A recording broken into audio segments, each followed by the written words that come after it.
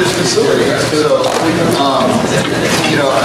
already I've been here a short period of time, and people have already thanked me for coming. And I mean, that's such a lovely thing, and I appreciate the sentiment, but this is my responsibility as an elected official, is to come and engage and listen to what you think. You have a choice. This is a busy Saturday for people. You could be taking care of the house. You could be watching Netflix. You could be spending time with your family. But you came here to give your opinion and weigh in on a critical issue facing Pennsylvania. So I'm the one that thanks you. Thank you for coming.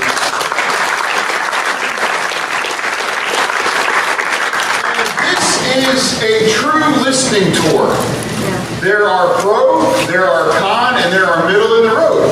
And you are, I think, our 13th county and stop. And let me just tell you, they've all been civil. They've all been participatory. And people have respected each other's sides. And I think that's a good thing for this country, given how divided we are sometimes, to be in the same room with people that may or may not agree with how we do. So I would just ask that we all keep that streak going.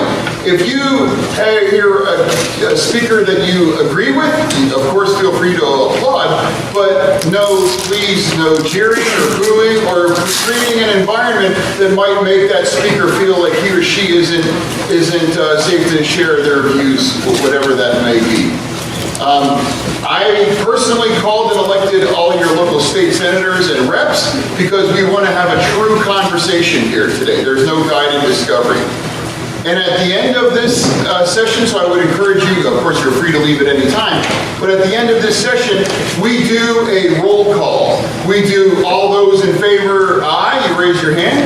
All those no, and middle of the road. So everybody knows where Schuylkill County was this day. And this is all going to be part of the report that we're going to deliver to Governor Wolf. It will be available to each and every one of you as members of the Commonwealth, so people can see that this was a transparent process that was fully participatory, and there was no guided discovery or the room was stacked in one favor or the other. Come one, come all. And towards those ends, I ask that you each form 2 lines and keep your comments please limited to 90 seconds to about 2 minutes. And I may interject myself sparingly to say, so pro or con, but please state your opinion very distinctly so the camera and the audience knows this is exactly where I feel. So without any further ado, let's get going and let's hear what you have to say about adult recreational use cannabis in Pennsylvania. Thank you.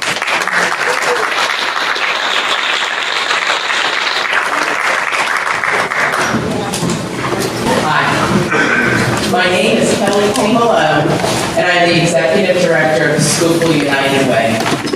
The mission and vision statement is as follows. Schuylkill United Way is dedicated to providing funding, guidance, and encouragement to our 16 partner agencies who help people throughout Schuylkill County by way of a variety of programs and services. Our board members and officers comprise Schuylkill County business and community leaders who seek to assist our neighbors through empowering our partner agencies with a particular emphasis on health and education.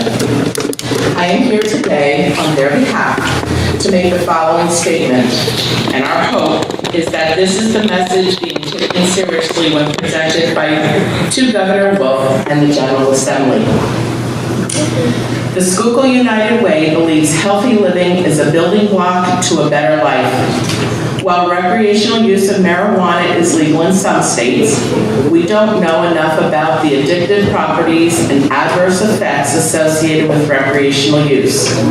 We believe legalization of recreational marijuana would be counterproductive to the mission and goals of the Schuylkill United Way, its partner agencies, and those that are served by our organization. Has recreational marijuana use led to anyone's ability to gain and sustain meaningful employment, be a better mother or father, or be a better contributor to the wider community?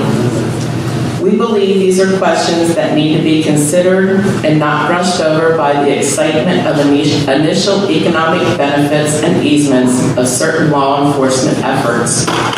The impact of recreational marijuana on the mental and physical health of our fellow Pennsylvanians needs to be at the forefront of this decision, and as such, must not be undertaken without adequate evaluation. Thank you. I don't have any prepared remarks other than the fact that I respect the United Way for what they had just said.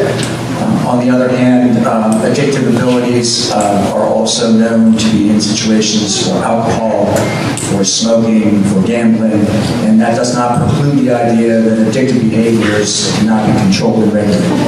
I believe very strongly in the idea. I am pro-legalization of cannabis. I believe, though, in a very restrictive environment for it. If the Commonwealth is looking sincerely at having legalization, the more restrictive, the better. You can always lessen the restrictions as more data is known.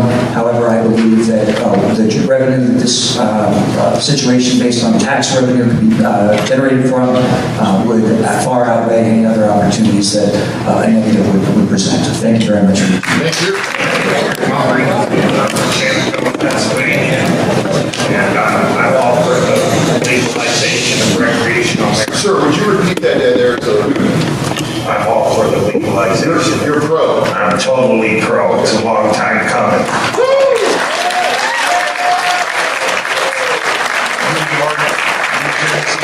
They're going to legalize it. They're going to get the revenue, and if we want it, we're going to go over there. So we might just as well put the tax dollars in Pennsylvania, and it should be the lady from the drug and alcohol. She says about children, it's a parent's responsibility to keep the cannabis out of the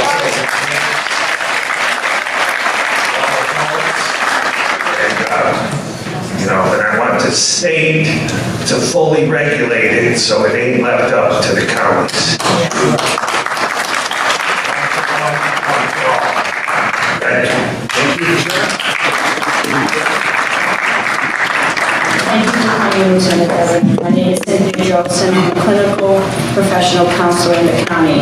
I also work with Melissa Conyon for drug and alcohol, and I'm also the treatment coordinator on drug court here in Schuylkill County, and I am adamantly against. So you're against? Against. Okay. In all my years of working with individuals suffering from all kinds of crises, in particular substance use disorder crises, in all the assessments I've made, and I've done speaking one-on-one with individuals in the jail, individuals in treatment, they've always initiated with one of the two things, alcohol and marijuana. And I understand that people may think, it's the responsibility of the parent, but we all know that kids can get a hold of things whenever they want to. It is my decision to be opposed of this because I understand the repercussions of it long term. As well as the fact is, I wonder if when you come back, I hope you would come back if this is legalized, to help lobby for monies for treatment, for law enforcement, for the services that help the adolescents and the young children. What about the babies? We already know what we deal with fetal alcohol syndrome. What's this going to do if this is legalized to those that are carrying unborn children and are smoking? This is a long-term issue that we can't even foresee what it would be like until it happens. So I absolutely am opposed. Thank you. I got in a car accident, 7 or 8 days. Doctor put me on fentanyl, Percocet. I was doing that for 6 years. Went to a medical marijuana doctor. He said I was taking enough to kill a 300-pound man every hour. I still needed more. Tried marijuana. 2018. Stopped taking my pills.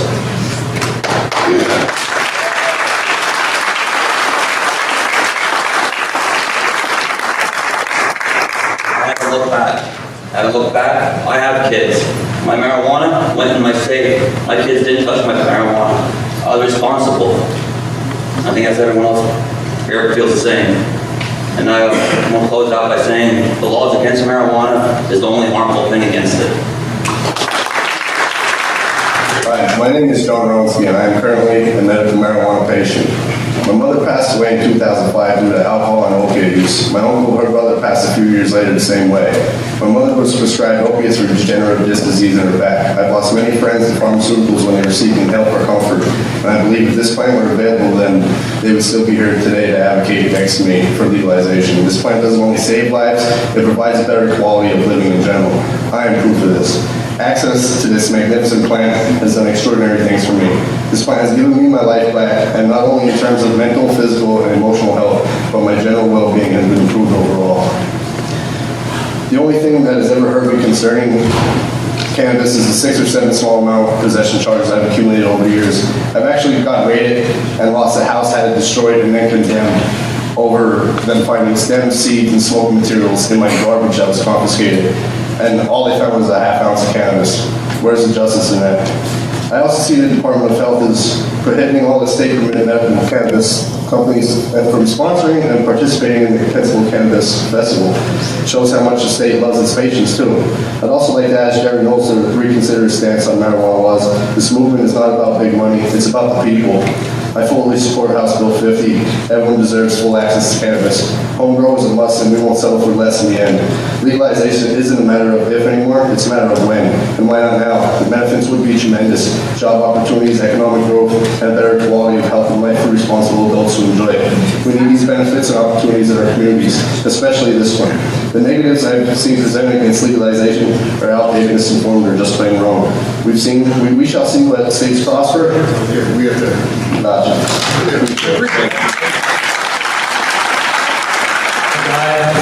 I'm definitely 100% pro-legalization. I've been a smoker for quite a long time. I was a breastfed baby, and we all know that milk is the gateway drug to all our. If that sounds absurd, it's just as absurd as smoking marijuana is the gateway to opioids. You may hear that repeated numerous times here today, but there's simply no statistical evidence to bear that out. There's no truth to it. Now, we all know where we stand on legalization, and I'm not going to try and make the case one way or the other for pot legalization. Those of us who are for it, we're at a time right now where we're closer to winning this battle than ever. This discussion is happening here right now. Thank you, Lieutenant Governor, for facilitating.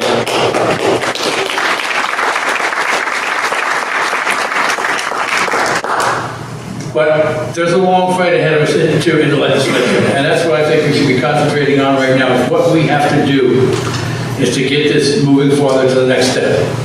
We have 3 representatives here in the state. I don't know if any are here tonight, but we have 3 in the state, and we all need to outreach to them, lobby them, phone calls, letter writing, maybe organizing visits to their offices to push this idea forward.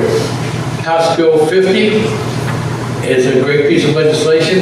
It's right now hung up in the Health Committee. We need to focus on those members of that committee to get it moving out of there. Because those committees, are where good ideas go to die.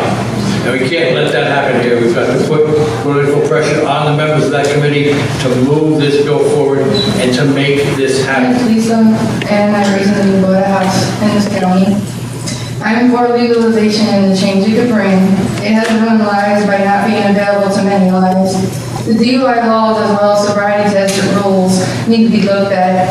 DUI with marijuana are charged the same as alcohol. Whole lives are ruined because an officer can determine someone failed to send their sobriety test and take them for blood work. A standard sobriety test for alcohol is easy to determine, but for marijuana, especially if it wasn't consumed prior to operating a vehicle, should not be the same, and is based on an officer's opinion as how they were trained to determine if someone is impaired, or profiling a person based on their ethnicity should not be allowed.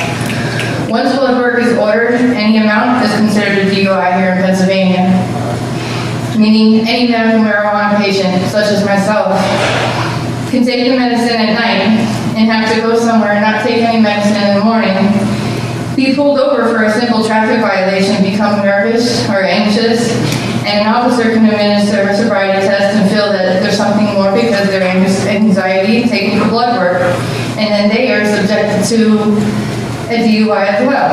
And African Americans are more likely to become victims of the system. My brother was a Marine who served and did 2 tours in Iraq. When he came home, he had PTSD. He went down to Camp Lejeune, committed suicide on base. I was 6 months pregnant. I have 2 kids who are autistic and have severe multiple allergies, so medication isn't an option for them. I tried. They became zombies. Took them all. I'm for legalization, but I feel like laws here in Pennsylvania, especially driving laws, need to be looked at. And the profits, if you do legalize, make it available for medical marijuana patients to have it available to them, especially our veterans who fight and come home to have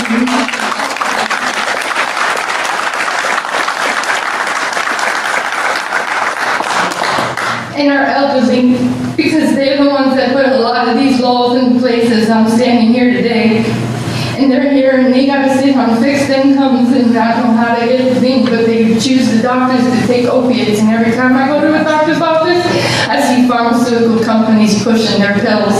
They don't know what's in them. I've been on medications all my life. They do what they're supposed to do, but then they mess you up otherwise. And in this county, marijuana's not the problem. Methamphetamine, heroin, prescription drugs.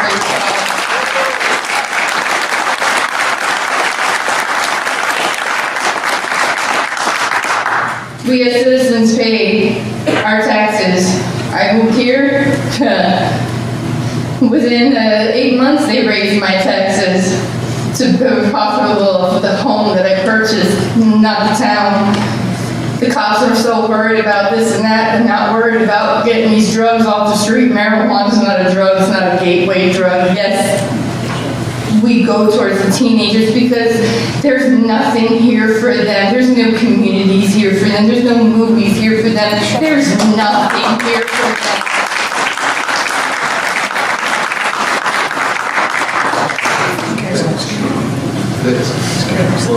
I can't. Thank you.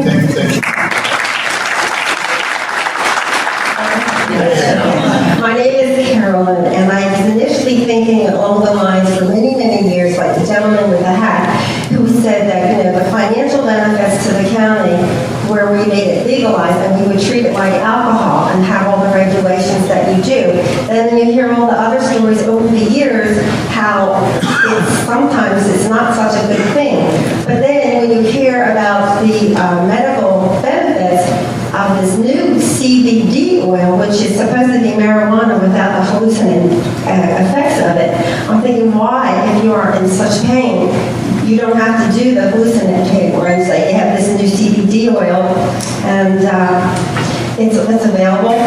Why not use that? My other thought is that I have been reading that they are planning, this governmental officials are planning, not necessarily Pennsylvania, but throughout the country, what they would like to do is make medical marijuana as well as recreational marijuana legal, and then the next step would say, well, you can't drive with that if you're doing that, so we're going to have to confiscate your guns.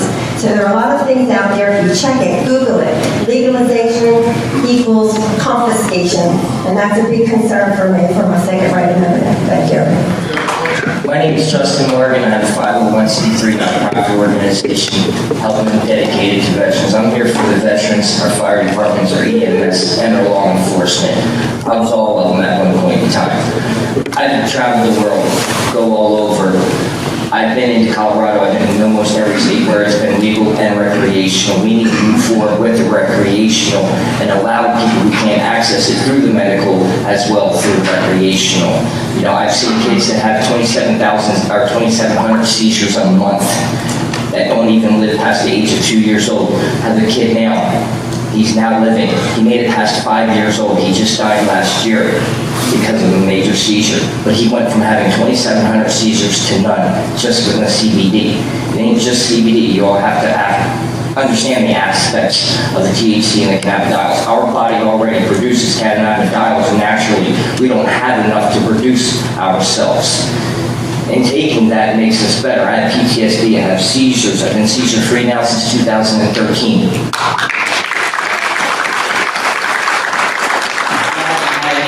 hospitalizations from chronic pain. I can't have surgeries because no one would want to have surgeries when somebody had a seizure. A friend of mine just died during a seizure procedure.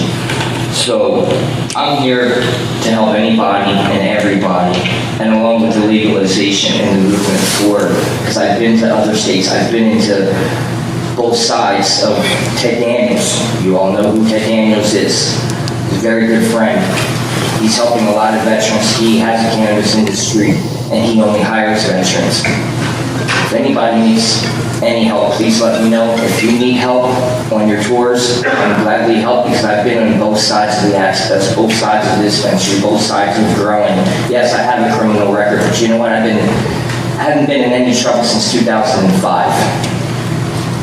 So people can change. And that's what it is. It's changing. Change is what makes the difference. I'm for everything. I'm here for our veterans, our firefighters, our EMT, and our law enforcement. So they need to access it just as much as everybody else. In 2005, during my first tour, I was shot by an enemy sniper and awarded the Purple Heart. Thank you.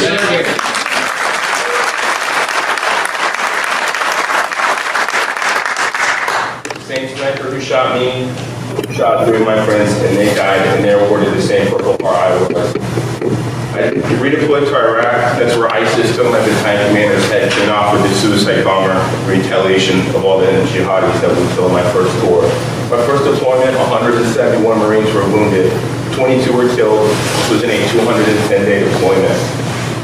I never touched cannabis my entire life until my first week out of the Marine Corps, when another Marine offered me cannabis. I said, "What are you doing? Man, that's crazy, poisonous stuff." He said, "No, it'll help." That's all I needed to hear. I've been using cannabis since 2009.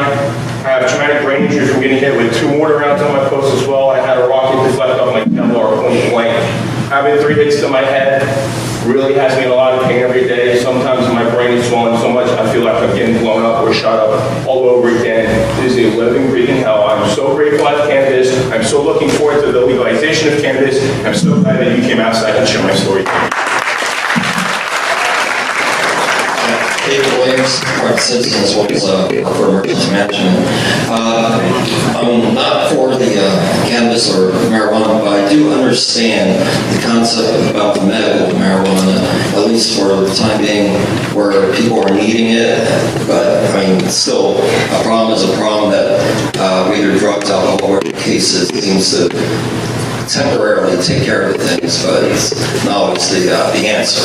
I mean, again, saying I understand with the medical right now, but to jump ahead now to look about legalizing or going into recreational, while there's still a lot of questions out there, and I understand there's a lot of facts out there, a lot of information. We should take a little bit of time to verify, as well as looking at information on what the government study, where a lot of those states, 11 states that legalized, they have a lot of increase in warrant, as well as DWI and all that stuff, that we should really take a factor also, not only with the health, but also with the law enforcement preparation, if this would ever occur. Just to take that consideration, and let's take a little time, as we just already initiated the medical for this time being. Let's give it at least a little bit more time to work into the understanding of the recreational, as well as concern that we're still 1 year into the opioid crisis situation that the governor has continuously signed again and again, because we're still working that whole issue. So would you categorize your views as middle of the road or con, or just to be clear? I'm more con, but I'm saying that we still need to take a lot more effort in looking into the information before we even jump anywhere into the water on this. Thank you. For a profoundly civil and deliberative session here. I can't remember a session that's had this many people wanting to participate. It's been outstanding. And again, I really want to thank you for coming out on a Saturday and giving up your time. So I have a couple questions for you. All those in favor of adult use cannabis in Pennsylvania, raise your hand. Aye. Please keep your hands in the air. We want to make sure we don't document this for? Aye. Okay. Thank you. All those opposed to adult use cannabis in Pennsylvania, raise your hand. No. No. Keep your hands open, please, so we may document. Take away the stigma. Okay. All right. Thank you. And finally, those in the middle, those unsure, raise your hands, please. And please keep them up so we may document that. All right. Thank you, Pottsville. Thank you very much for coming out. And this is a true listings tour to find out where Pennsylvania is on adult use recreational cannabis. And why it's important to come to this community, because this county and this community is equally and every bit as important as any community across Pennsylvania, and we want to hear from everybody. You were here, and I hope you would agree that there was no guided discovery. It was pro and con in the same room speaking. No favor was given to one view or the other. It was both sides given the opportunity to compare and say what they have to say to an audience. And then at the end, a roll call of sorts was taken where people can see visually where this room was, not just here, but people all across Pennsylvania can look at that video and say, what were things like in Schuylkill County? Well, we know now.